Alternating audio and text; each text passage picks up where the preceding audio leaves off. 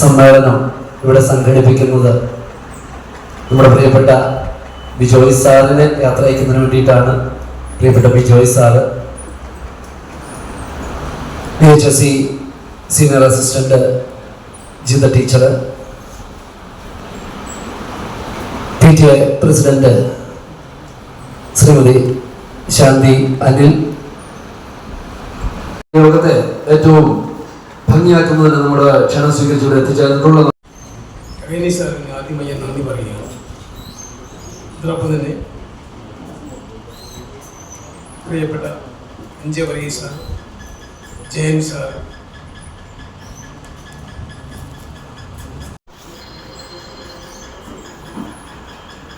ഇന്നത്തെ ഈ യോഗത്തിൻ്റെ അധ്യക്ഷൻ, വേദിയിലും സദസ്സിലുമിരിക്കുന്ന മാന്യ വ്യക്തികളെ, കുഞ്ഞുങ്ങളെ,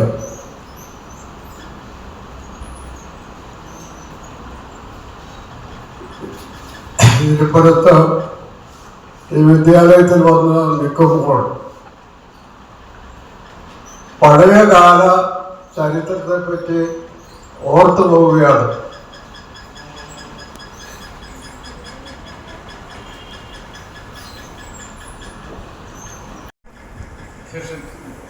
ശ്രീ ആൻഡ്രൂസ്, എൻ്റെ കൂടെ ഹെഡ് മാസ്റ്റർ ആയിരുന്നു ശ്രീ വർഗീസ് സാർ, പ്രധാനാധ്യാപകൻ ശ്രീ രവി സാർ, പ്രധാനാധ്യാപകൻ ശ്രീ തമ്പി സാറ്,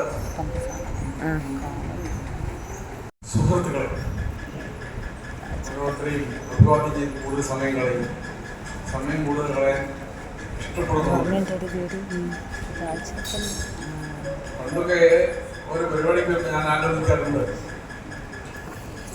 തെക്കുമ്പലം ഭാഗത്തു നിന്നൊക്കെ ബേബി സാർ, ജോയി സാറൊക്കെ വരാം.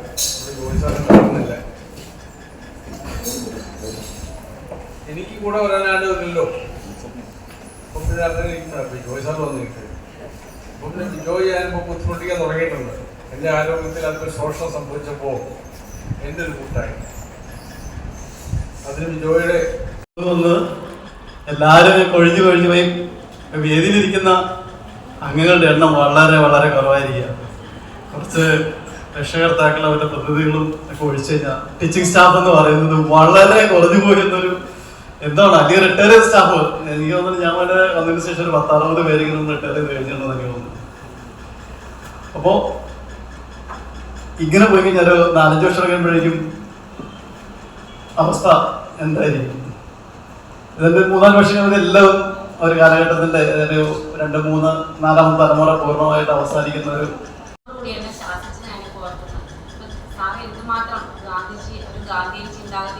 സമൂഹത്തിനോട് എന്തുമാത്രം പ്രതിബദ്ധത ഉള്ള ഒരാളാണെന്നതിൽ നമുക്ക് മനസ്സിലാകും. പിന്നെ ഈ സ്കൂളിലെ ഹരിതാപമാക്കിയതിലും സാറിന് ഒത്തിരി വലിയൊരു പങ്കുണ്ട്. അതുപോലെ വേദിയിലും സദസ്സിലുമുള്ള ബഹുമാന്യരെ, നമുക്കറിയാം 56 വയസ്സ് പൂർത്തിയാകുമ്പോൾ റിട്ടയർമെൻറ്റ് അനിവാര്യമാണ്. ശ്രീ ബിജോയ് സാറിൻ്റെ റിട്ടയർമെൻറ്റിനെ പറ്റി പറയുമ്പോൾ മറ്റൊരു അധ്യാപകൻ ഉണ്ടോ എന്ന് എനിക്ക് സംശയമുണ്ട്. ഇവിടെ ഈ സ്കൂളിൻ്റെ എനിക്ക് തോന്നുന്നു കണിയാമ്പുഴ പാലം മുതൽ ഈ സ്കൂളിൻ്റെ ഒരു 5-8 കിലോമീറ്റർ ചുറ്റളവിൽ ഈ പരിസ്ഥിതി സംരക്ഷണത്തിൻ്റെ പരിസ്ഥിതി സംരക്ഷിക്കപ്പെടേണ്ടതാണ് എന്ന ഒരു ചിന്ത ബിജോയ് സാറ്, അദ്ദേഹത്തിൻ്റെ കുടുംബാംഗങ്ങൾ, പാലക്കാട് നിന്ന് പോലും എത്തിയിട്ടുള്ള അദ്ദേഹത്തിൻ്റെ കുടുംബാംഗങ്ങൾ. ബിജോയ് സാറിനെ കുറിച്ച് പറയുമ്പോൾ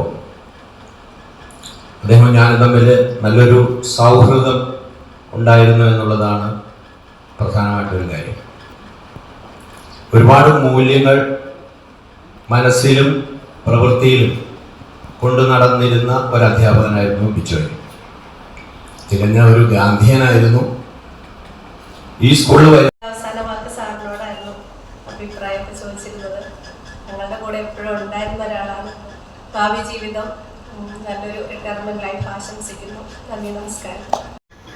ഒരു അധ്യാപകൻ എന്ന് പറയുന്നത് ഒരു മെഴുകുതിരി പോലെയാണെന്നാണ് പറയുന്നത്. സ്വയം ഉരുകിത്തീരുന്നു മറ്റുള്ളവർക്ക് വെളിച്ചമാണ്. അപ്പം എന്തായാലും ബിജോയ് സാറിൻ്റെ ഒരു അധ്യാപന കാലഘട്ടം എടുത്തു നോക്കിയാൽ എനിക്ക് തോന്നുന്നു അങ്ങനെയായിരുന്നു എന്ന് നമുക്ക് ആത്മാർത്ഥമായിട്ടും പറയാൻ പറ്റും. സാറിനെ കുറിച്ച് എല്ലാവരും തന്നെ പറഞ്ഞു കഴിഞ്ഞു. ഇനി നമ്മളത് ആവർത്തിക്കുന്നത് അവസരോചിതമാവില്ല. അപ്പം അതുകൊണ്ട് എനിക്ക് തോന്നുന്ന 1-2 കാര്യങ്ങൾ. കാര്യം ഞങ്ങൾക്ക് ഇപ്പം കുറച്ചു മുമ്പ് മിനിമോൾ ടീച്ചർ പറഞ്ഞ പോലെ ഒരു ജ്യേഷ്ഠനെ നഷ്ടപ്പെടുന്ന നമ്മുടെ മുൻ മാനേജർ ആൻഡ്രൂ ചേട്ടൻ, എൻജെ വർഗീസ്, ബഹുമാനപ്പെട്ട മുൻ head master NJ Varghese sir, പ്രിയപ്പെട്ട ജയൻ സാർ, PTA പ്രസിഡന്റ്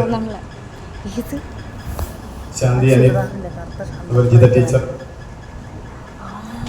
ഇവിടെ എത്തിച്ചേർന്ന റിട്ടയർ ചെയ്ത പ്രിയപ്പെട്ട അധ്യാപകരെ, എൻ്റെ സഹപ്രവർത്തകരെ,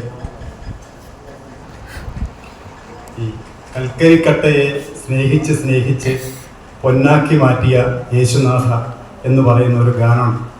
അതിപ്പോൾ ഞാൻ യൂട്യൂബ് നോക്കിയിട്ട് കാണുന്നില്ല. പക്ഷേ